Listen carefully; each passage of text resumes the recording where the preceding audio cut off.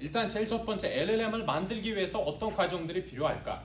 뭐 사실 여러분들이 2022년에 챗GPT가 나왔잖아요. 되게 놀랍지 않아요? 우리랑 되게 오래전부터 있었던 느낌인데 근데 사실상 뭐 1년 반밖에 안 됐어요. 그게 보면은 2022년에 이제 챗GPT가 공개적으로 발표가 됐는데 그때부터 여러분들이 들어가서 와우라는 순간을 받으셨어요. 그쵸? 근데 우리가 어떤 특정한 질문을 던졌을 때 우리한테 답해주는 그 기술 자체를 어떻게 만들었을까? 라는 과정을 이제 집중적으로 봤는데 제가 다 일일이 지금 설명을 해드릴게요. 여기 있는 내용을. 그래서 제일 첫 번째 이 LLM을 만들기 위해서 크게 두 가지 과정이 필요하다고 생각하시면 돼요. 크게 두 가지, 크게 엄청 크게 보면 프리 트레이닝이 있고 그 다음 포스트 트레이닝이 있어요. 즉 프리 트레이닝을 하게 되면 우리가 베이스 모델이라는 게 결과적으로 나와야 돼요.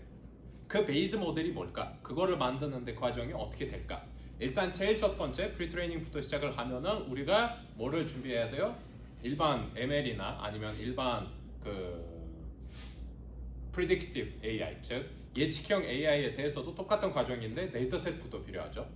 여기서 데이터셋을 준비해야 되는데 챗GPT는 이제 GPT를 개발하는데 데이터셋으로 뭘 썼어요? 데이터셋으로? 그쵸, 인터넷을 썼어요. 그러면 인터넷에 있는 내용을 우리가 어떻게 모일까요? 라는 질문을 하게 되면은 크게 그 URL 필터링부터 시작을 해서 여기서 인터넷을 이제 데이터셋으로 만들어야 돼요. 우리가 일단 제일 첫 번째 URL 필터링을 한대요. 뭐 이상한 사이트들이 들어가면 안 되니까 여러분들 잘 아시죠? 무슨 사이트들인지. 그 다음 저기서 텍스트를 우리가 추출을 해야 돼요.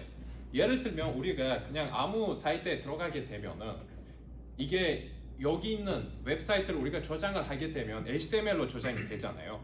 즉 우리한테 보이는 게 여기 div 태그도 있고 여러 태그들, 뭐 아트리뷰트, 파라미터들이 엄청 많은데 우리한테 이 얘네들이 필요 없죠. 사실은 딱 텍스트만 필요해요.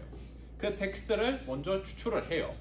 그 다음 언어별로 필터링을 하고 그 다음 여기 이 세 가지 과정을 제가 주호 말씀드릴 텐데 그 다음 추가 필터링을 하면서 제일 마지막에 이제 개인정보를 빼는 과정이 있어요.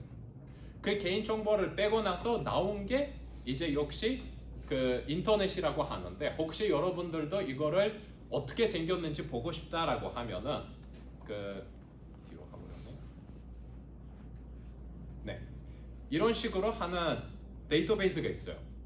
지금 데이터셋, 죄송합니다. 데이터셋이 지금 공개되어 있는데 인터넷에 있는 내용을 쭉 받아서 데이터셋을 만든 거예요. 지금 보시면은 크게 텍스트가 있고 그 다음 뭐 ID, 덤프, URL 보시면 되고 언제 이 데이터를 크래핑 했는지 그 다음 언어가 어떻게 되어 있는지 등등이 있는데 여기서 이 텍스트만 우리가 보게 되면은 이런 식으로 그냥 일렬로 돼 있어야 돼요. 즉 여기서 제가 사실 이 스크린이 작아서 이렇게 그 2차원으로 보이고 있는데 사실은 딱 일렬로 돼 있어요. 이게 주 조건이에요. 왠지를 제가 조금 말씀드릴게요. 일렬로 엄청 긴 데이터를 즉 인터넷에 있는 텍스트를 추출을 먼저 해요. 추출을 하고 나서 이거를 만드는 데이터셋을 이제 우리가 인터넷에 있는 일반 텍스트로 되어 있는 데이터셋을 만들었다라는 거예요. 여기에 이제 이미지나 아니면은 영상이나 아니면은 어떤 음성이 들어가게 되면은 이제 멀티 모델로 즉 지금 GPT-4o를 사용하고 계시죠? 그게 멀티 모델 언어거든요. 그 모델인데 여기서는 일단 텍스트만 봅시다. 왜냐면 처음에 텍스트만 지원됐잖아요. 지금 이 허깅 페이스라는 회사에서 공유하고 있는 이 플랫폼에서 공유하고 있는 이 데이터셋은 물론 챗GPT나 아니면은 저기 클로드나 등등 다른 제미나이 같은 LLM들이 사용했던 데이터셋보다 훨씬 적어요. 훨씬 적은데 근데 대부분 이 LLM 전문가들을 주로 테스트를 하기 위해서 즉 엔비디아의 저기 H100 GPU를 가지고 자기만의 LLM을 만들기 위해서 되게 충분해요. 데이터가 엄청 많기 때문에 이거를 다운로드 하면은 그게 44기 테라바이트 정도 되거든요. 어떻게 보면 그렇게 크지도 않아요. 우리가 SSD 하나만 사게 되면은 그냥 저장할 수 있는 양인데 근데 물론 GPT나 다른 이제 LLM들이 좀 더 큰 거를 썼다라고 보시면 돼요. 이 웹사이트 그 텍스트가 일단 추출이 되고 데이터셋이 마무리가 됐어요. 이제 다음을 뭐 할까요? 이 데이터셋 기준으로 이제 우리가 추출을 해야 되는데 왜냐면 이 텍스트 전체를 우리가 이 LLM에다가 즉 AI 모델에다가 인풋으로 다 넣어버릴 수가 없잖아요. 44 테라바이트를. 그쵸? 그러면 이 인풋으로 받은 파라미터들을 우리가 최대한 줄여야 돼요. 그게 어떻게 될까요? 일단 하나 예시가 있는데 제일 위에서 하나만 제가 텍스트를 눌러보면은 그게 how라는 단어가 있죠. how라는 단어가 있는데 이것도 서서 해봐야 될 것 같아요. 오케이, how라는 단어가 있어요. 그 다음은 ap라는 게 단어가 있고 그 다음 reported라는 단어가 있죠. 이거를 우리가 그대로 파라미터로 생각을 하면은 여기 있는 이 단어들이 다 파라미터로 들어가야 돼요. 그러면 상상을 해보세요. 엄청 많죠. 그렇죠? 그 다음 이거를 추출하기도 되게 어려워요. 왜냐면 언어는 우리가 되게 다양해요. 여기는 영어로만 나와 있지만은 중국어도 있고 러시아어도 있고 한국어도 있고 파라미터들 수가 너무 무한대로 돼버려요. 물론 그 파라미터를 우리가 가지고 모델을 만들면 되게 훌륭한 모델이 나오겠지만 근데 그만큼 컴퓨터 리소스가 없어요 우리는. 그쵸? 그러면 이거를 어떻게 쓸까요? 이거를 저장하는 심벌, 즉 심벌이라고 하면은 여기서 크게 세 가지 심벌 있죠. 이 심벌 수를 먼저 낮춰보는 것부터 시작을 했어요 전문가들이. 그게 어떨까? 이 HOW 기준으로 하지 말고 단어 자체를 하나만 캐릭터로 생각을 하면서 이거를 바이트 형식으로 저장을 해봤어요. 그게 무슨 말이냐? 일단 how는 뭐 예를 들면 이렇게 생겼다 라고 하면은 작 발비트죠. 이게 1바이트로 지정을 해봤어요. 오케이. 두 번째 AP라는 것 자체도 이런 식으로 뭐 자기만의 뭔가 있겠죠. 이런 식으로 더 발비트로 해보고 이 reported라는 단어 자체도 똑같이 일단 비트로만 돼 있는 1바이트 기준으로 저장을 해봤어요. 그러면 심벌 개수는 몇 개예요? 2개죠. 0이랑 1밖에 없어요. 그렇죠? 근데 이거 자체가 몇 개예요? 8개죠.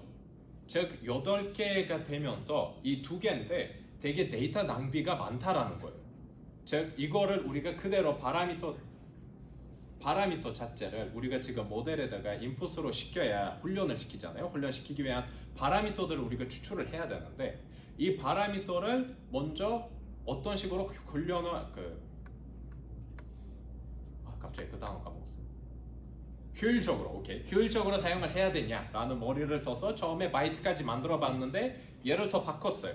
어떤 식으로? 이 바이트 자체를 그냥 숫자 단위로 바뀌었어요. 즉 숫자 단위로 바뀌면은 8비트니까 제대로 우리가 표시할 수 있는 숫자는 몇이죠? 네? 64? 아닌데. 네? 256. 그쵸? 256이요. 즉 0부터 255까지 우리가 표시할 수 있는 거죠. 그러면 이거를 뭐 예를 들면 처음에 있는 거는 12, 다음에 오는 거는 9, 그 다음에 오는 거는 108. 뭐 이런 식으로 저장을 해보려고 했어요. 근데 그렇게 하면은 뭐예요? 심벌 개수는 몇 개까지? 256까지 늘어나고 근데 그만큼 파라미터 개수는 줄어요. 그 다음 또 줄이는 작업을 해야 되는 문제가 생겼어요. 왜냐면 단어들이 엄청 많잖아요. 이게 단어별로 생겼다라고 우리가 가정을 하면 한국어에만 단어가 몇 개 됐을까요? 사전들이 엄청 많죠?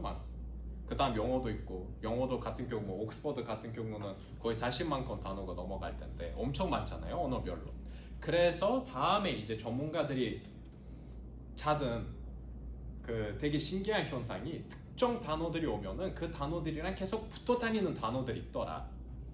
예를 들면 US가 오면은 마지막에 A가 오는 경우가 더 많더라. 아니면은 USA 전에 먼저 Z가 같이 오더라. 즉 이 USA랑 The USA는 거의 똑같은 의미잖아요. 그래서 이런 것들을 먼저 잡기 시작했어요. 그 다음 이 두 개도 동일한 뭐 예를 들면 255라는 토큰으로 저장해버리는 작업을 한번 진행을 했어요. 물론 이 숫자보다 더 넘어가겠지만 그거를 이제 하는 알고리즘이 뭐냐라고 하면은 바이트 페어 알고리즘이에요. 바이트 페어 인코딩 알고리즘을 하는데 이거를 돌릴 때마다 계속 이 파라미터들 수가 줄어들면서 포함하고 있는 의미가 더 커진다라고 생각하시면 돼요. 이걸 얼마나 많이 실행을 하냐에 따라서 이 파라미터 수가 계속 줄어든다라고 생각하시면 됩니다. 이거를 진행한 이유는 왜일까요?라고 하면은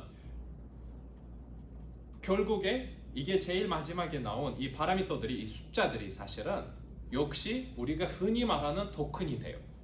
그래서 혹시 그 에이전트 포스를 공부하면서 이게 과금이 어떻게 되냐라고 하셨을 때 아인슈타인 리퀘스트라는 개념을 아마 들으셨을 거예요.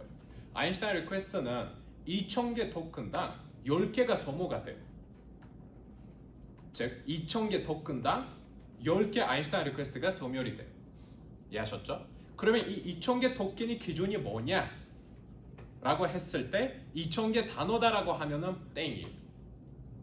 2000개 넘어갈 수도 있어요. 2000개 단어가 아니에요. 2000개 토큰이에요. 그 토큰을 어떻게 이해하냐? 라는 게 이제 주호 보여드릴 텐데 일단 두 번째 인터넷을 일단 텍스트를 추출을 하고 이 텍스트 기준으로 파라미터를 추출하는 게 아직 AI 즉 신경망 훈련까지도 안 갔어요. 아직. 먼저 파라미터를 추출을 해야 되는데 이 인풋 파라미터가 있어야 즉 우리가 어떤 AI 모델을 훈련하기 위해서 두 가지가 필요하죠. 파라미터들이랑 변경될 수 있는 variable 즉 우리가 예측하고자 하는 어떤 특정 변수가 있고 그 다음 엄청 많은 파라미터들이 있다.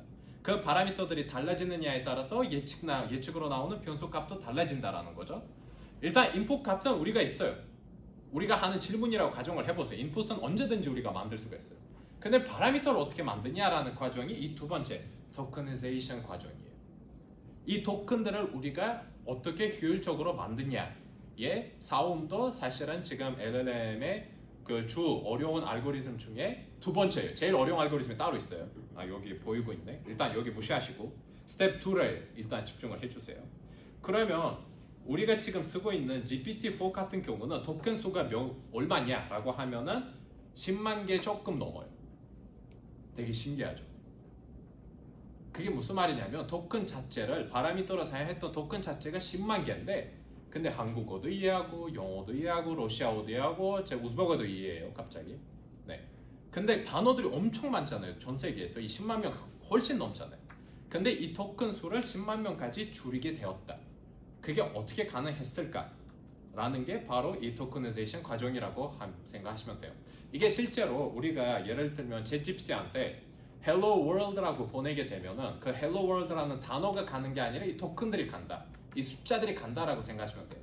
그게 어떻게 가는지를 보여주는 따로 사이트가 있는데 TikTokenize라는 사이트가 있어요. 이거 여러분들이 들어가서 해보셔도 돼요.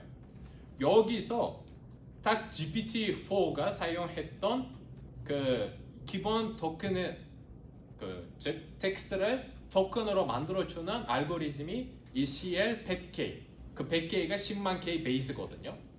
이거를 주로 사용해요. 근데 여기에 GPT-4는 또 따로 있는데 이거는 나중에 이제 포스트 트레이닝 과정에서 제가 설명드릴게요.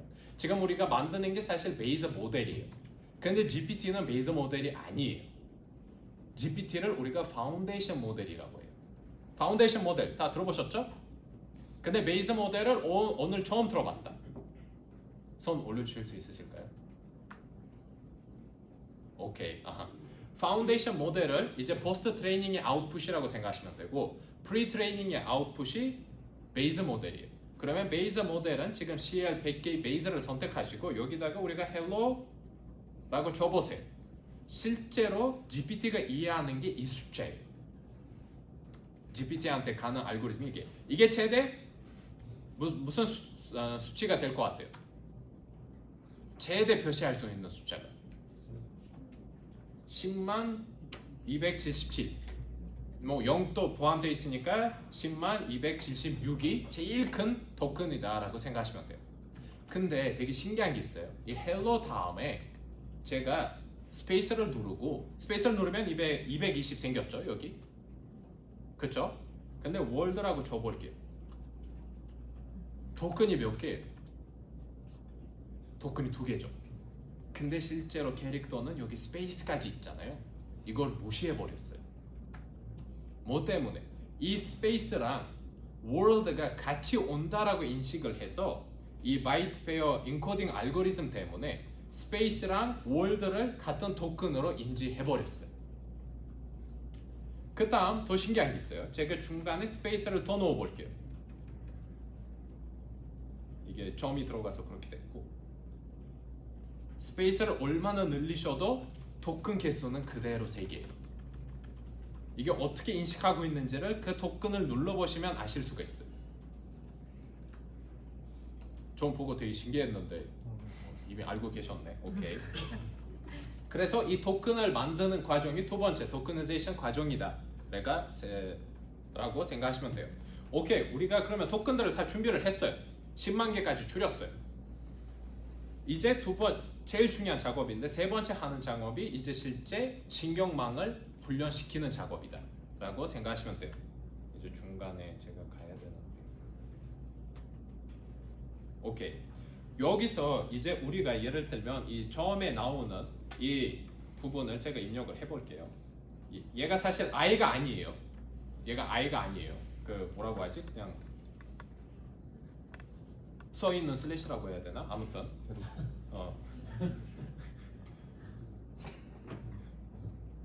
오케이, 여기까지 입력하면은 여기 나와 있는 숫자들이 그대로 나왔죠. 뭐 91, 860 등등 나왔는데 일단 스페이스를 제가 지울게요.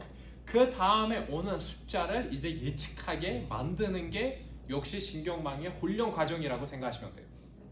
얘를 어떻게 만들까? 얘를 훈련하기 제일 쉬운 방법이 이 싱글이라는 단어 다음에 우리가 만들었던 이 데이터셋에 있어서 싱글 다음에 오는 단어들을 제일 많이 나오는 거 기준으로 우리가 뭐예요? 나오는 빈도 기준으로 우리가 예측률을 넣으면서 그 다음에 나오는 제일 많이 나왔던 단어를 바로 예측해버리면 돼요. 근데 그 과정을 했는데 뭔가 신기한 게 아니라 사실 그렇게 만족스러운 결과가 안 나왔어요. 왜냐? 계속 똑같은 얘기를 할 수 있는 부분이 있기 때문에. 그래서 인풋으로 뭘 받아야 되냐? 뒤에 있는 토큰들까지 받아야 된다 라고 생각을 했어요. 즉 인풋으로 이 싱글이라는 단어가 들어가는 게 아니라 이 전체 토큰들이 다 같이 들어가야 돼요. 인풋으로. 즉 이 단어들이 이 토큰들 순서대로 올 때 다음에 오는 토큰이 제일 확률이 높은 게 뭐냐 라고 했는데 그나마 만족스러운 결과가 나왔어요. 그거를 2018년에 구글이 페가수스라는 이제 논문을 쓰면서 출시를 한 거예요. 페가수스라는 알고리즘이 있거든요. 써보기로 했어요. 제일 먼저 써본 게 뭐냐 하면은 엄청 긴 텍스트들을 줄약한 즉 서머리 알고리즘으로 써봤어요. 솔직히 결과는 그렇게 만족스럽지 않았어요. 그 다음 두 번째가 온 게 이것도 LLM에 있어서 제일 중요한 논문으로 일단 1등으로 뽑히는데 Attention is all you need 라는 논문이 있어요. 이 논문에 앞에서 이제 구글이 발표했던 그 페가수스 알고리즘에 있는 알고리즘에다가 어텐션 개념을 추가한 거예요.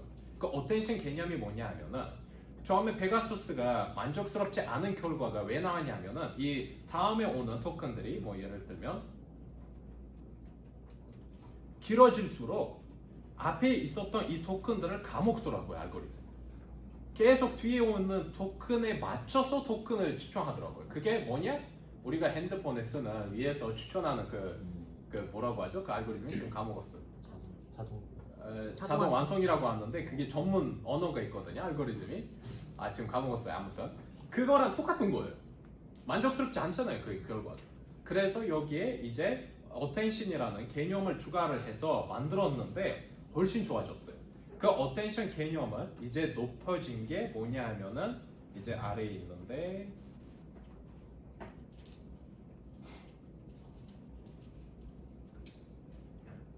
토큰 인풋으로 받고 있는 이 토큰들을 그냥 이 토큰들만 보내지 말고 토큰들을 보내면서 우리가 웨이트라고 하죠. 일반 predictive AI 같은 경우 그 웨이트들을 같이 보내자 라고 한 거예요. 근데 여기서 또 신기한 게 뭔지 아세요?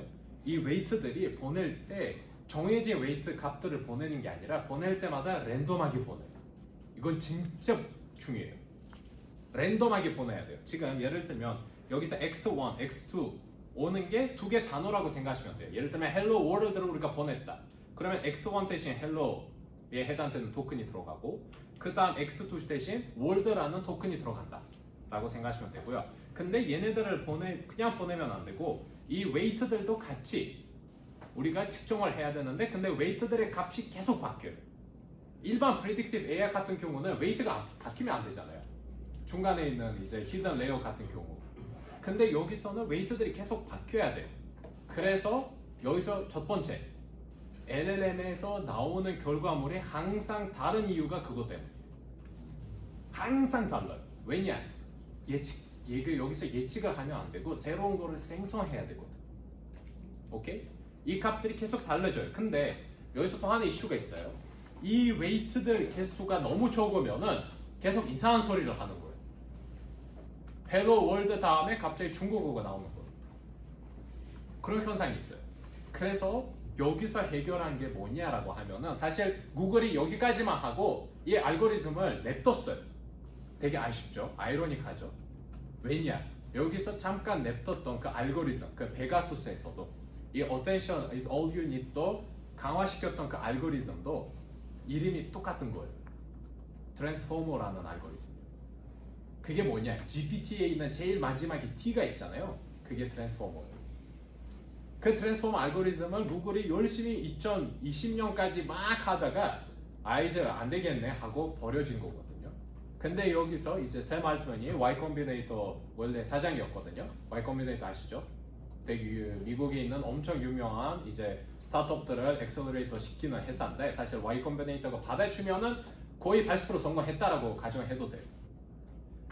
그 샘 알트먼이 갑자기 Y 컴비네이터를 사임하고 오픈 AI에 이제 들어가서 그때 뭐 일론 머스크랑 자기네들끼리 뭐 무슨 일이 있었는데 그 다음 엄청 집중하게 그 오픈 AI에 집중하기 시작해요. 그때 그 전문가들이 했던 일이 뭐냐 하면은 그게 여기서 이제 같이 참석했던 두 분이 있는데 그 원래 테슬라의 AI 그 chief AI 사이언티스트 즉 AI 그 과학자였던 안드레 카르파티라는 사람이랑 원래 그분이 이제 테슬라에 있다가 그 다음 오픈 AI 갔다가 지금 이제 잠깐 쉬겠다고 나가셨거든요. 원래 갑부예요. 일 안 해도 돼요 그분이. 지금 그 유튜브에서 블로깅 하고 계세요. 들어가시면 여기 있는 내용이 거의 다 나올 거예요. 안드레 카르파티라는 사람이랑 그 다음 샘 알트먼이랑 싸웠던 그 다음 지금 나가리 됐던 분이 있잖아요. 그 일리아 수츠케버. 그 두 분이 신기한 걸 발견을 해요. 이 웨이트 수를 미친 듯이 올리면 어떻게 될까? 즉 여기서 랜덤으로 들어가는 이 웨이트들 수치를 미친 듯이 여기서 미친 듯이라고 하면은 빌리언까지 올려버리면 어떻게 될까? 아니 제가 보는 단어가 두 개밖에 없는데 헬로 월드가 이게 배꼽보다 배꼽이 더 크잖아요. 어떻게 보면 웨이트들을 미친 듯이 올리면 어떻게 될까라고 한 게 역시 이 파라미터예요. 파라미터 개수를 미친 듯이 올렸어요. 혹시 여러분들이 이 LLM에 관심이 있다라고 하면은 항상 LLM들을 발표할 때마다 예를 들면 메타가 엄청 유명하죠. 오픈소스 LLM을 출시하는데 이 라마 모델들 보면은 뒤에 오는 숫자가 있어요. 이 숫자는 모델 숫자고 그게 아니라 여기 17B 그 다음 또 아래로 가면은 뭐 70B 이게 뭘까요? 17빌리언 정도 파라미터를 가지고 있다. 얘는 70빌리언 정도 파라미터를 가지고 있다라는 거예요. 파라미터를 미친 듯이 올리는 거예요. 근데 다 못 올리죠. 왜냐? 이거 올릴수록 그만큼 AI 신경망을 훈련시키는데 GPU가 필요한데 이거를 올리려면 GPU가 그만큼 미친 듯이 필요하다는 거예요. 그래서 베이스 모델을 솔직히 일반 회사들이 못 만들어요. 죄송한 말이지만 네이버랑 카카오도 못 만들어요. 베이스 모델을 이제 만들 수 있는 회사들이 손에 뽑힐 수 있는 정도로 5개까지 지금 줄여드렸거든요. 솔직히 이거는 클라우드처럼 아니면 유럽의 저기 미스트랄 클라우드도 사실 국가 단위에서 그 지원된 게 아니라 아마존에서 지원을 한 거잖아요. 국가가 지원한 게 사실 미스트랄밖에 없어요. 나머지 기업들이 다 미친 듯이 저기 제이슨 황을 자기 집에 초대하고 저기 부엌에서 요리하게 만들어오고 있거든요. 제이슨 황이 요리하는 걸 되게 좋아해요. 잘 아시죠? 모르세요? 관심이 없으시구나. 그 엔비디아의 사장이거든요. 제이슨 황이. 그 사람한테 잘 보여야 GPU를 팔아줘요. 그래서 저크버그도 자기 집에 초대하고 요리하게 만들어줬어요. 우리한테 GPU 안 팔까라고 생각을 해서. 그래서 이제 LLM 모델들을 보시면은 뒤에 있는 숫자를 보시면 돼요. 얼마나 많은 파라미터를 가지고 있나 라는 개념이거든요. 오케이, 다시 돌아갑시다. 그래서 이 파라미터 수를 늘려봤는데 역시 제대로 되는 결과물이 나오기 시작했어요. 지금 우리가 ChatGPT에 들어가서 사용하는 GPT-4o가 있잖아요. 파라미터가 몇 수일 것 같아요?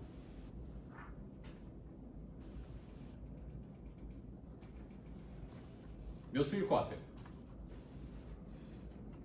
지브리 저기 이미지까지 만들어주고 있는 게 있잖아요.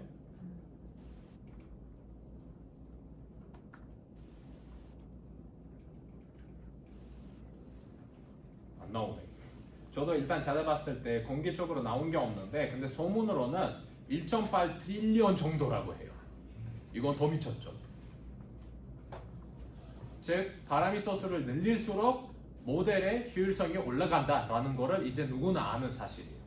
근데 오픈 AI를 조금 덜게 만드는 현상이 있었죠. 조금 전에, 얼마 전에, 조금 전에가 아니라 딥시크. 딥시크가 뭐 했냐면은 파라미터 수를 늘리지 말고 늘릴수록 GPU가 필요하니까 우리가 여기 중간에 있는 알고리즘을 좀 바꾸자 라고 한 게 딥시크 개념이에요. 조금 알고리즘을 줄이고 토큰 개수도 어떻게 효율화시키고 더 줄이고 그렇게 한 게 이제 딥시크 개념인데 근데 이거를 혹시 좀 더 관심 있게 이거는 뭐 수학을 잘 하시거나 아니면 AI 전문가들이 있다라고 하면은 이 사이트에 가시면 돼요. bbycroft.net LLM에 들어가시면은 이 LLM들이 어떻게 구성되어 있는지 나오는 사이트가 있거든요. 여기서 사실 그 오픈 소스 GPT 모델들만 있어요. 즉 논문이 나와야 이게 실제로 어떻게 구현된 건지를 우리가 알아야 이분들이 그릴 수 있기 때문에 일단 제일 작은 나노 GPT부터 시작을 하시면 돼요. 이건 혹시 관심 있으시면. 즉 여기 중간에 있는 이 알고리즘들이 여기 있는 부분들이거든요. 여기 지금 보시면 트랜스포머라고 나오죠. 바로 이 알고리즘 자체가 트랜스포머 알고리즘이라고 생각하시면 돼요. 이거를 계속 이제 돌릴 수 있게끔 어떤 특정한 알고리즘을 만들어 놓고 그거를 아예 모델에 이 파라미터랑 같이 저장해 버리는 거예요. 그래서 보통 우리가 LLM 모델들을 다운로드 받으면은 LLM 모델들이 설마 닫아버렸어요. LLM 모델들이 사이즈가 대충 여기서 파라미터 사이즈랑 거의 비슷해요. 왜냐면 이 파라미터들이 보통 플로트 수거든요. 플로트는 2kB죠. 그러면 2kB 곱하기 여기 나와 있는 이제 17밀리언으로 하시면 돼요. 그러면은 엄청 큰 막 100기가, 200기가 아니면 뭐 그만큼 되는 사이즈가 나올 텐데 그게 베이스 모델이다라고 생각하시면 돼요. 그게 이제 베이스 모델인데 오케이 여기까지는 오케이인데 근데 여기서 우리한테 더 필요한 게 우리가 어떤 특정한 헬로 월드하고 보내놓고 결과는 점이 오는 게 맞아 아니면은 느낌표 오는 게 맞아라고 오면은 불만족스럽잖아요. 이게 계속 뭔가 의미 있는 내용이 나와야 되는데 이 내용이 이제 빠질 수 없는 부분이 인퍼런스라는 개념이에요. 여기서 사실 LLM 모델을 훈련시키는데 제일 쉬운 개념이에요.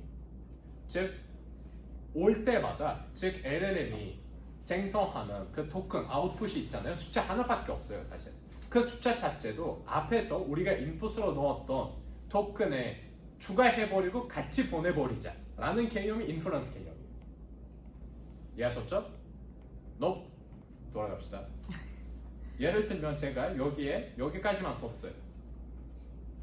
뭐 viewing single까지만 썼는데 근데 LLM이 저한테 post라는 거를 반환했어요. 그러면 얘를 같이 넣어버리는 거예요. 다시 넣어버렸는데 다음에 나온 토큰이 얘가 나왔어요. 얘를 받고 또 넣어버려요. 또 넣어버렸는데 이 애가 나왔어요. 또 넣어버려요. 이렇게 나왔어요. 계속 이 작업을 계속 하는 게 인퍼런스라고 생각하시면 돼요. 이거를 할 수 있게 즉 모델에 아예 들어가 있어야 돼요. 알고리즘으로. 이것 자체가 인퍼런스라고 생각하시면 돼요. 계속 나오는 거. 오케이 여기까지 하다라고 여기까지 했다라고 하면은 베이스 모델이 나왔다라고 생각하시면 돼요. 근데 그냥 우리가 특정 토큰들을 보냈는데 그 토큰 다음에 오는 토큰들을 만들어 주는 거다 정도라고 하면은 쓸모가 있을까요? 쓸모가 있을까요? 특정 경우에는 있어요. 대부분 경우에는 없어요. 특정 경우라고 하면은 일단 반환되는 토큰 구조가 너무 예측이 가능한 토큰이다. 예를 들면 제일 먼저 사용했던 부분이 여기는 번역이에요. 번역할 때 사용할 만해요. 이 베이스 모델도 솔직히. 근데 챗GPT처럼 우리가 어떤 특정 질문을 주거나 아니면은 뭔가 지금 리서치까지 들어갔고 그 부분들까지 사용하면은 부족하죠. 그래서 두 번째 하는 작업이 뭐냐라고 하면은 포스트 트레이닝. 포스트 트레이닝에서 어떻게 하냐면은 여기서 진짜 충격적인 내용인데 여러분들이 혹시 모르셨다면 충격적일 거예요. 이 베이스 모델에다가 추가 파라미터를 더 준비를 해요. 근데 여기서 추가 파라미터가 뭐냐라고 하면은 실제 사람들이 앉아서 이 모델이 베이스 모델이잖아요. 아직 대화할 수 있는 게 없어요. 여기는 토큰들이 오면은 그냥 토큰을 반환을 해줘요. 끝. 근데 야 그 정도는 아직 충분하지 않고 너가 일반 비서처럼 일반 어시스턴트처럼 대화할 줄 알아야 돼 라는 개념을 교육을 시켜야 돼. 이 베이스 모델. 그래서 여기 오픈 AI도 나온 건데 그 6개월 200명 가까이 알바들이 앉아서 이런 대화 내용들을 썼더라고요. 그냥 일반 워드에다가. 아니 진짜로 앉아서 그냥 쓴 거예요. 미친 듯이 알바들. 예를 들면 human what is 2 plus 2라고 하면은 어시스턴트는 2 plus 2는 4다. 뭐 이런 식으로 답변을 너가 해야 돼. 사용자가 이런 질문을 하면 너가 이렇게 답변을 해야 돼라는 이 conversation 데이터셋을 미친 듯이 만든 거예요. 이게 포스트 트레이닝 아니면 파인 튜닝 과정이라고 해요. 그래서 앞에서 혹시 조금 속상하셨다면 이 베이스 모델을 네이버나 카카오가 못 만들었다라고 하면은 속상 안 하셔도 돼요. 왜냐?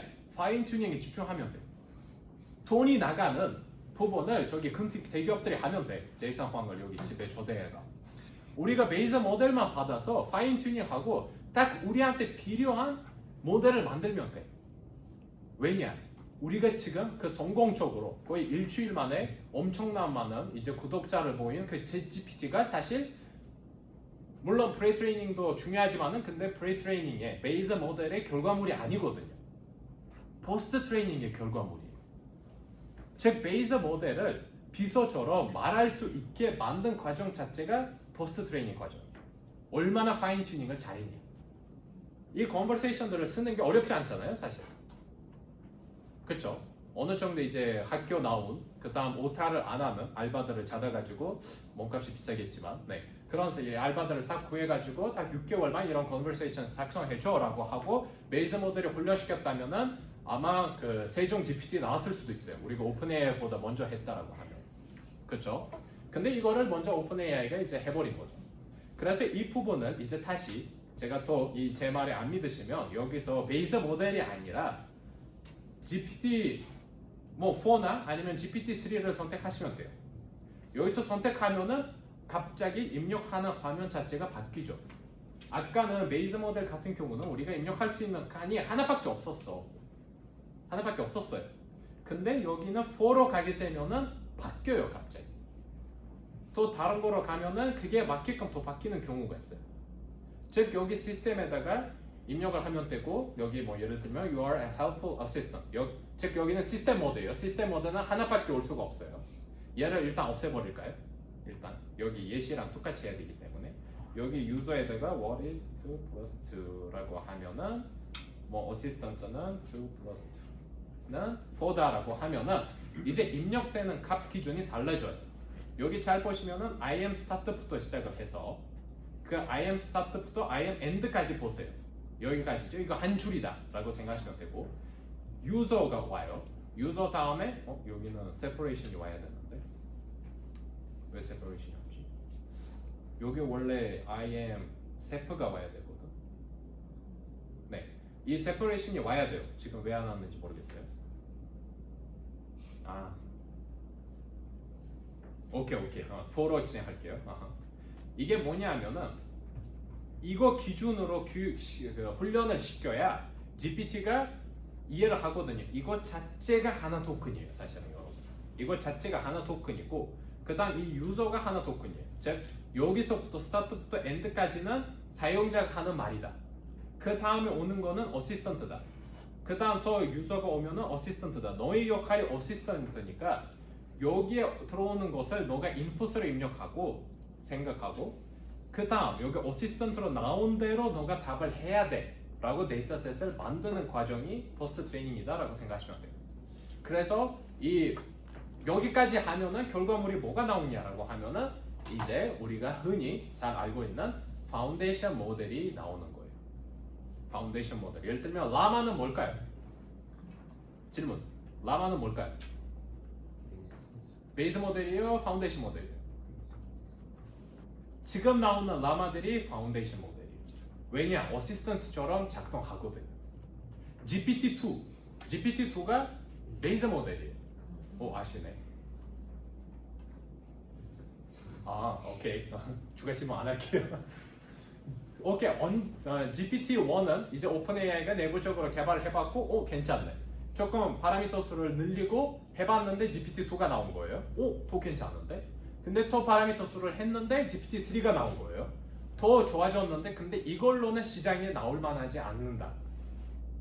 이걸로는 우리가 시장에서 예를 들면 아이폰 효과를 낼 수가 없다. 했기 때문에 포스트 트레이닝을 GPT-3에서 한 거예요. 그래서 여러분들이 역시 챗GPT를 쓰면서 와우, 셔킹 효과가 있었던 게 GPT 3.5예요. 0.5가 뭐냐라고 하면은 포스트 트레이닝, 즉 파인 튜닝의 결과물이다라고 생각하시면 돼요. 그래서 GPT-3는 베이스 모델, GPT 3.0은 파운데이션 모델이다라고 생각하시면 돼요. 오케이. 여기까지는 이제 주 내용이었는데, 네. 근데 여기서 중요한 부분이 하나 빠진 거죠. 왜냐면 제가 대부분 이 LLM들 설명을 들어보면은 역시 벡터 길이가 빠지는 내용이 없었어요. 이런 그림을 많이 보셨죠? 엄청 많은 다차원 데이터베이스가 있고 그 데이터베이스에 그 텍스트들이나 아니면 토큰들이 그냥 벡터 형식으로 이제 저장이 되고 그 벡터들 길이 얼마나 길이가 뭐냐 아니면 가깝냐에 따라서 그 다음 토큰이 나온다라고 했는데 죄송하지만 들린 설명이에요. 그거는 AI를 훈련할 때, 베이스 모델을 훈련할 때도 파운데이션 모델을 훈련할 때도 안 써요. 벡터 DB가. 벡터 DB가 언제 쓰이냐? 라그를 구성할 때 써요. 즉 베이스 모델에 있는 파라미터들 외에 알고리즘 외에 우리가 즉 모델이 안 갖고 있던 데이터를 우리가 추가적으로 입력시킬 때 쓰여지는 기능이 벡터 DB예요.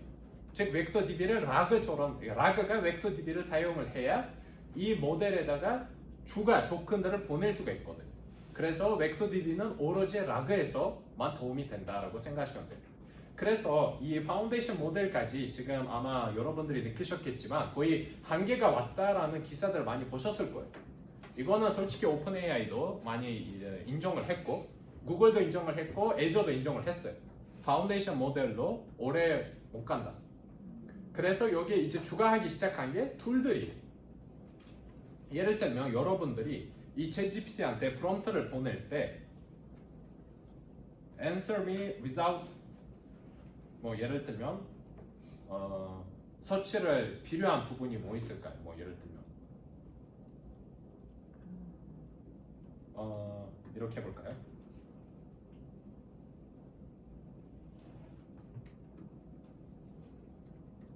이렇게 하면 갑자기 서칭 웹으로 넘어가죠. 잘 보이시죠? 이게 툴을 사용하고 있다고 생각하시면 돼요. 자기가 갖고 있는 모델이 있는 내용으로 답하는 게 아니라 웹으로 넘어갔어요. 근데 바로 웹으로 넘어갔는데 오케이 제대로 답을 하겠죠. 근데 제가 또 새로운 거에다가 똑같은 질문을 이제 보낼 텐데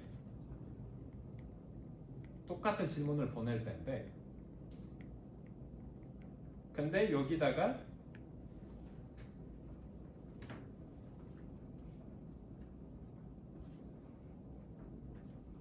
툴을 사용하지 말고 답을 해라 라고 보내시면은 오로지 모델 기준으로만 한다라고 하면은 나는 아는 게 없다라고 해버려요 갑자기. 그래서 요즘 기업들이 즉 LLM을 개발하는데 제품을 아니면 상품을 만드는데 어디에 집중하고 있다, 어디에 투자하고 있다라고 하면은 툴에다가 투자를 하고 있는 거예요. 이 툴에 투자하고 있다라는 이 얘기로 이제 LLM의 기본 101 이론 과정을 LLM 계열을 맞출 텐데 일단 세일즈포스 이제 에이전트포스 플랫폼으로 넘어갈 거예요. 혹시 질문 있으신 분 여기까지 LLM에 대해서 최대한 쉽게 설명하려고 했는데 이해가 안 되신 부분 없어요? 다 이해하셨어요? 오케이, 훌륭하신데. 그래서 이제 다음에 넘어간 게 얘를 열어놓고 원래 설명을 해야 되는데 그 여러 툴들이 이제 추가가 됐죠. 뭐 인터넷을 접근할 수 있는 거다. 뭐 그 실제로 라그처럼 아니면은 여러 프로그래밍 언어들이나 아이디에다가 추가해버리고 내가 지금 작성하고 있는 내용을 락으로 저장해버리거나 아니면은 클로드가 작년에 발표한 MCP처럼 아무 앱이나 우리가 API처럼 쉽게 LLM한테 연결할 수 있는 기능들이나 그런 부분들이 다 툴이다라고 생각하시면 돼요. 그 다음 더 하나 중요한 개념이 있는데 윈도우라는 개념을 이해하셔야 돼요. 이거는 꼭 제가 설명을 해야 되는데 까먹었네요. 앞에서 제가 인퍼런스 개념이 되게 중요하다고 했잖아요. 즉 LLM이 예측하고 있는 토큰 자체를 다시 자기한테 인풋으로 사용해버린다라고 생각하셨잖아요. 그게 계속 인풋을 하면 좋은데 근데 무한대로 가버리잖아요. 그래서 우리가 제한을 둬야 돼요. 그 제한을 두는 게 컨텍스트 윈도우 개념이다라고 생각하시면 돼요. 이 컨텍스트 윈도우에 몇 개 토큰이 들어갈 수 있냐 제한이 되어 있는 게 그 모델별로 되게 상이에요. 예를 들면 GPT-4 같은 경우는 그 컨텍스트 윈도우가 제가 알기로는 1200개 정도 되거든요. 그래서 에이전트 포스 플랫폼에다 가셔서 모델 빌더에 들어가시면 모델을 선택하실 때마다 컨텍스트 윈도우 길이가 나와요. 그게 되게 중요해요. 왜냐면 처음에 GPT 일반 4는 4.5가 아니라 일반 4는 2048개였어요. 토큰이. 근데 지금 GPT-4.5 같은 경우는 10,000개로 넘어갔어요. 그래서 혹시 여러분들이 에이전트 포스에서 뭐 프롬프트 빌더나 아니면 프롬프트 템플릿 작성하실 때 조금 긴 내용이 들어가야 된다 라고 하시면 모델을 꼭 바꾸셔야 돼요. 토큰 넘어가 버릴 수도 있거든요. 윈도우 컨텍스트 윈도우가. 그거를 집중적으로 보셔야 됩니다. 오케이. 그러면 세일즈포스는 계속 옆에만 있을 수가 없죠. 왜냐면 클라우드도 일단 선도한 회사인데 모든 실리콘밸리가 실리콘밸리뿐만 아니라 전 세계가 다 미치고 여기에다가 집중하고 있는데 투자하고 있는데 세일즈포스가 옆에 그냥 있을 리가 없죠. 세일즈포스는 근데 다른 방향으로 갔어요. 컨슈머 AI 그쪽은 관심이 없고 엔터프라이즈 AI의 개념을 우리가 잡자 라고 하면서 제일 먼저 발표한 게 아인슈타인 트러스트 레이어예요. 사실 아인슈타인 트러스트 레이어 즉 컨슈머 AI 같은 경우는 뭐 훌륭해요. 어떤 질문을 해도 답을 되게 쉽게 해요. 근데 문제는 뭐냐? 여기에 기업 데이터가 들어가면 안 되잖아요. 훈련 비밀 문서도 있을 거고 아니면은 더 중요한 게 오로지 인터넷에 없는 우리만의 회사에 갖고 있는 내용 기준으로 답을 해야 되는데 아니면은 제가 뭐 예를 들면 세일즈포스에서 톰 크루즈라는 우리 고객이 있어요. 실제 그 배우가 아니라 톰 크루즈라는 고객이 있는데 그 고객한테 제가 지금 진행하고 있는 오퍼튜니티가 있냐라고 질문했을 때 갑자기 톰 크루즈로 가버리면 안 되잖아요. 그래서 가드레일 제한을 둬야 돼요. 그런 부분에 먼저 집중을 하고 일단 아인슈타인 트러스트 레이어라는 것부터 발표를 하면서 그냥 오픈 AI GPT를 세일즈포스에 연결해 버리면서 아인슈타인 GPT를 발표했어요. 근데 여기서 비서가 먼저 나온 게 아니었어요. 이메일을 써주는 거나 대신 아니면은 케이스를 서머리 해주거나 되게 그냥 오토메이션 쪽, 즉 자동화 시키는 영역에다가 먼저 추가를 했다. 아니면 완전 컨텐츠 생성 부분에다가 먼저 추가를 했다라고 생각하시면 돼요. 근데 그 컨텐츠를 생성을 해야 되는데 LLM이 그 세일즈포스에 있는 내용 기준으로 해야 되는데 보안도 있어야 되고 아니면 헬루시네이션도 막아야 되고 그런 부분들에 집중을 하면서 아인슈타인 트러스트 레이어를 했는데 이 과정이 이렇게 되는데 이거 좀 더 집중적으로 제가 발표한 내용이 한 1년 반 전에 했었던 것 같아요. 그 자료가 지금 그 개발자 그룹 즉 트레일블레이저 커뮤니티에도 있으니까 찾아보시면 한국어로 잘 정리되어 있거든요. 각각 과정별로 무슨 작업이 일어나는지 예시로 다 적어놨어요. 제가 그걸 참고하시면 되고 그 다음 세일즈포스가 두 번째로 역시 발표한 게 사진 찍고 싶었어요. 오케이. 그 다음은 아인슈타인 코파일럿 즉 AI 비서를 출시했어요.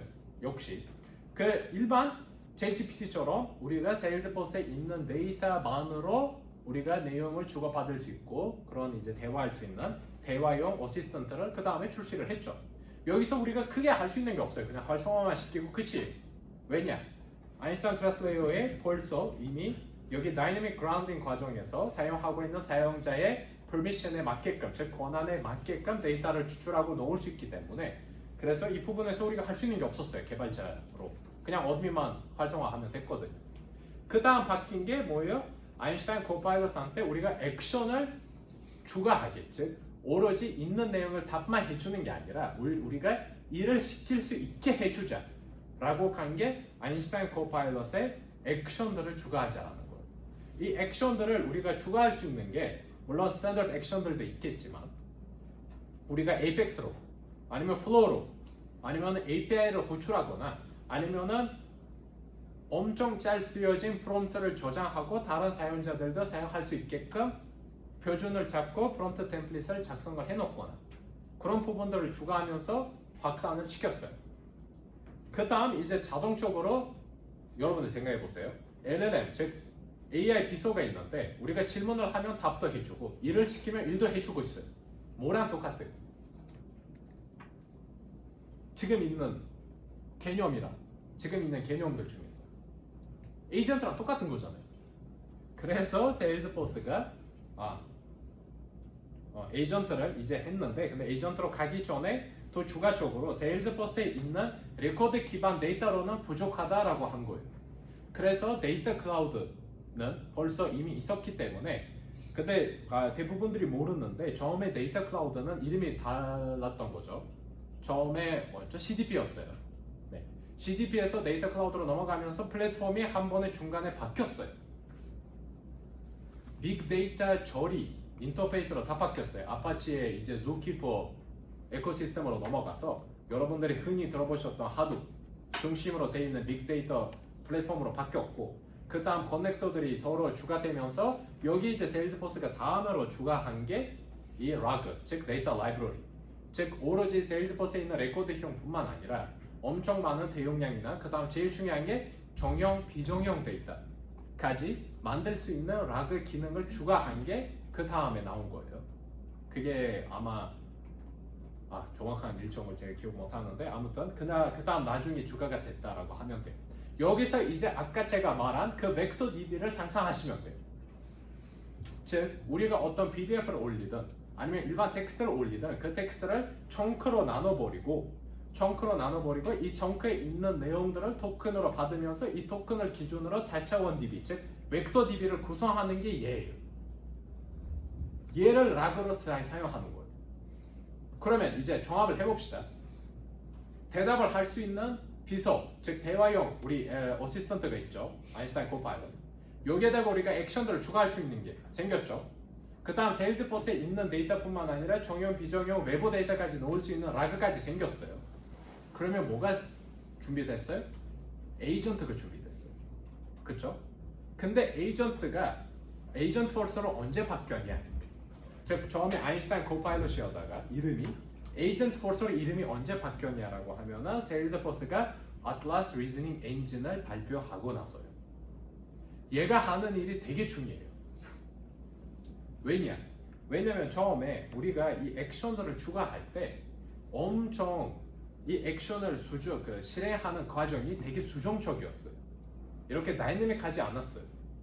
그때 제가 월드투어에서도 발표를 한 내용이 있거든요. 아직까지도 그 월드투어 레코딩이 있는데 그때 되게 수정적이었어요.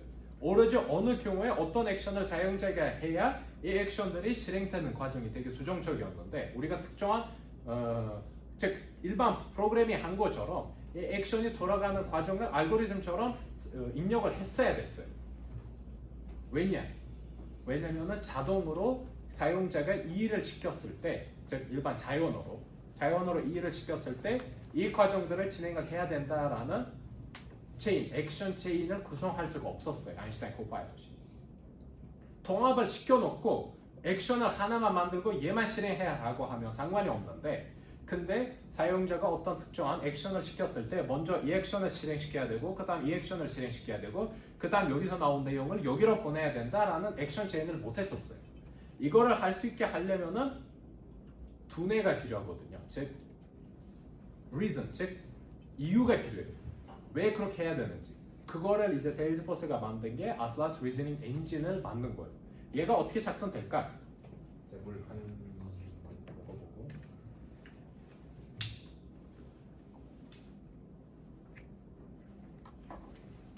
되게 이론적인 내용이라서 재미없죠? 재밌어요. 거짓말 잘하시네. 아무튼 오케이, 여기서 봅시다. 하나씩. 사용자가 어떤 특정한 질문을 보냈어요. 당연히 아인슈타인 트러스레이어 고쳐야죠. 뭐 이 사용자가 가고 있는 질문에 대해서 아니면 액션에 대해서 권한이 있냐, 아니면 이 액션을 실행하는 데 있어서 이 사용자가 필요한 데이터를 가지고 있냐, 아니면은 사용자가 조금 뭐 술에 취해 가지고 욕을 하고 있지 않냐, 뭐 등등을 다 해야 되거든요. 그런 것들 다 뭐 개인 정보가 있으면은 마스킹도 해버려야 되고 등등. 그 과정을 다 거쳐서 먼저 플래너로 와요. 이 플래너가 솔직히 말하면 또 다른 LLM이에요. 그래서 이 플래너라는 이 여기서부터 따로 LLM이거든요. 솔직히 세일즈포스만의 LLM이에요. 이 LLM 이름이 따로 있는데 지금 기억이 없어요. 이거를 알고 싶다라고 하면은 세일즈포스 리서치 사이트에 들어가시면 저기서 나올 거예요. 저기서 이제 여러 모델들이 나올 텐데 이게 지금 저를 중국인이라고 생각해서 잘 구글이 작동이 안 되거든요. 여기에 가면은 AI 모델들의 XLAM 아마도 얘일 거예요. 네, 얘가 맞네요. 네, 세일즈포스가 직접 만든 이 LLM이 이 아틀라스 리즈닝 엔진 안에 있는 이 리즈닝 엔진의 주 LLM이 된다라고 생각하시면 돼요. 얘가 사실 결정해요. 먼저 얘한테 아예 그 사용자의 쿼리가 오면은 굳이 이 쿼리를 외부에 있는 LLM으로 보내야 되냐 말아야 되냐, 제가 가지고 있는 내용으로는 충분할까 안 충분할까라는 거를 먼저 결정을 해요. 근데 이 결정을 하기 전에 물론 추가 내용들을 다 넣어야 되잖아요. 여기에 뭐 예를 들면 이 고객이 지금 특정 제품에 사용하고 있는 제품에 대해서 설명서를 부탁했는데 이메일로 보내줄 수 있어? 라는 쿼리를 보냈어요. 그러면 우리한테 필요한 게 뭐예요? 이 고객이 누군지 우리가 알아야 돼요. 이 고객이 사용하고 있는 제품, 그러면 이 고객이랑 연관되어 있는 프로덕트 리스트가 필요하고, 이 프로덕트 리스트에 있는 사용 설명서 PDF가 데이터 클라우드에 있으니까 갔다 와야죠. 이 청크 넘어가서 이 인베딩이라는 게 사실 이 토커나이제이션이라고 생각하시면 되거든요. 그 숫자예요, 그냥 인베딩. 그거 기준으로 벡터를 만든 게 토커나이제이션. 즉 데이터 클라우드에 있는 라그에 있는 특정 제품이랑 연관되어 있는 설명서에 가서 이 제품에 대한 설명을 가지고 와요. 가지고 와서 다 잡았어요. 그러면 그냥 반환하면 되잖아요, 거기가. 근데 조금 이쁘게 다듬어야 된다. 어느 정도 뭐 인사 내용도 들어가야 되고 뭐 다른 내용들까지 들어가야 된다고 하면 그러면 LLM 갔다 와도 돼요. 그거를 다 솔직히 플래너가 다 결정을 하는 거예요. 여기는 완전 블랙박스예요. 우리가 할 수 있는 게 하나도 없어요. 그래서 여기까지 다 갔다 오고 나서 근데 그래도 이게 제일 중요한 부분이 사용자가 입력한 내용 기준으로 내용을 다 받아서 내용을 이쁘게 구성을 하고 나서 이메일로도 보내야 되잖아요. 즉 여러 액션들이 엄청 많았어요. 여기는 지금 query product, 먼저 query customer부터 시작을 해서 query related product도 있을 거고, 그 다음 search index, 여기 라그에 데이터 라이브러리에 있는 내용을 사용하는 게 search index도 갖다 와야 되고, 그 다음 LLM에 보내야 된다. 보내고 나서 나온 내용을 가지고 send email 액션을 실행을 시켜야 되기 때문에 이 액션 체인을 구성하는데 자기가 전체 다 자신을 가지고 결정을 해줘야 됩니다. 그래서 여기서 여러분들이 여기서 중요한 내용이 이 에이전트 액션을 만들 때 스코프랑 인스트럭션을 엄청 잘 써줘야 돼요. 얘가 이해할 수 있게끔. 잘못 선택해버리면 끝이에요. 실행해버려요, 얘는. 근데 특정한 액션 체인은 구성을 못했어요, 아틀라스가. 그러면 뭐예요? 사용자한테 답이 가는 게 아니라 사람한테 에스컬레이션 해버려요. 근데 우리가 에이전트를 구성하는데 휴먼, 즉 사람한테 에스컬레이션 하는 부분이 없다라고 하면은 에이전트 포스가 올바른 답변을 못하게 돼요. 계속 똑같은 죄송합니다, 제가 그 내용을 모르는데 또 도와드릴까요? 라고. 그거를 제일 많이 테스트해 보실 수 있는 게 어디냐라고 하면은 역시 help.salesforce.com에 가셔서 조금 어려운 질문 해보세요. 제가 지금 로그인을 안 한 상태에서 질문을 하면은, 조금 어려운 질문을 하면은 죄송합니다, 제가 모르겠습니다, 어떻게 도와드릴까요? 라고 해요. 근데 제가 로그인을 하고 똑같은 질문을 하면은 사람한테 에스컬레이션 해버려요. 저는 왜냐면 시그니처 서포트를 가지고 있거든요. 얘는 알아요. 어떻게 보면 뭐 제대로 작동하고 있는 것 같아요. 근데 일반 로그인을 안 한 사용자의 유저 익스피리언스 입장에서는 만족스럽지 않죠. 그래서 인스트럭션을 엄청 잘 써줘야 돼요. 모르는 경우에 어떻게 답변을 해야 될지까지 고민을 하셔야 돼요. 네, 여기까지는 이제 세일즈포스가 지금까지 이 생성형 AI 나왔을 때부터 엔터프라이즈에다가 이 생성형 AI를 어떻게 도입하느냐에 대해서 세일즈포스의 비전을 지금 보셨고요. 사실 얼마 전에 DDX에서 Agentforce 2DX라는 버전도 나왔잖아요. 여러 기능이 일단 확장됐고 제일 기대가 되는 기능들은 그게 세 가지라고 생각하시면 돼요. 사실은 제일 첫 번째 Agentforce API가 출시돼요. 이제 우리가 예를 들면 에이전트를 어디에 도입한다라고 하면은 미아오를 쓰거나 아니면 라이팅 플랫폼이 꼭 있어야 되는 아니면은 프롬프트 템플릿에 API가 있었어요. 솔직히 그거를 사용하고 외부 어플리케이션이랑 연결했어야 되는데 근데 정식적으로 에이전트포스 API가 나왔어요. 즉 우리가 특정 에이전트한테 그 프롬프트를 보낼 수 있게 된 거예요. 그게 무슨 말이냐? 그 에이전트포스 봇들을 일반적인 iOS든 아니면 안드로이드든 아니면 일반 어플리케이션에 우리가 바로 붙일 수 있게 됐다. 그게 익스피리언스 클라우드 아니어도 되고 아니면 완전 외부 플랫폼이어도 된다 라는 게 있고요. 그 다음 두 번째는 멀티 모델이 발표된 내용이죠. 아마도 오케이. 멀티 모델이 지원하게 돼요. 아직 베타지만 즉 지금은 텍스트만 입력하잖아요. 이해하잖아요. 에이전트포스 이제 이미지도 그 다음 영상도 이해할 수 있게 돼요. 멀티모달 이제 지원이 되고요. 그 다음 세 번째는 우리가 이노베이터 과정에 꼭 제가 놓고 싶거든요. 6월이나 7월에 우리가 진행하게 될 이노베이터 과정에서 테스트를 우리가 진행해야 되잖아요. 이 에이전트들을 우리가 일반 개발을 해도 프로덕션에 올리려면 75% 높여야 되잖아요. 테스트 유스 케이스 커버리지. 즉 데이터 센터라는 게 나왔어요. 그거는 벌써 오픈이고 그냥 GA 된 거예요. 테스트를 우리가 시나리오를 작성을 하고 이 에이전트를 우리가 측정할 수 있는 평가할 수 있는 테스트 센터가 있어요. 그걸 한번 사용해 보시면 되게 좋았어요. 저도 집에서 써봤는데 역시 좋더라. 왜냐면 지금 프로젝트 우리가 마무리 중인데 테스트 케이스 우리가 손으로 쓰다가 죽을 뻔했거든요. 근데 여기서는 테스트 케이스도 생성형 AI니까 자기한테 알아서 생성을 해요. 우리가 그거 조금 수정을 해서 원하는 시나리오를 만들 수가 있어요. 네. 그래서 여기까지는 이제 오늘 제가 준비한 에이전트포스 챔피언 과정에 LLM이랑 세일즈포스 에이전트포스 플랫폼에 대한 이론적인 내용이 포함되어 있는 파트 1 과정이었고요. 파트 2는 5월 달에 우리가 석준이랑 같이 진행을 할 예정인데 그때 이제 완전 PPT 없이 다 손으로 핸즈온으로만 갈 거예요. 오늘 여기서 다뤘던 모든 내용이 거의 뭐 시간 관계상 우리가 놓을 수 있는 부분까지 다 놓을 텐데 근데 남아도 조금 고급 기능들이 남으면은 이노베이터 과정에서 하면 돼요. 이어서 일단 파트 1 내용은 딱 오늘까지 여기까지였습니다.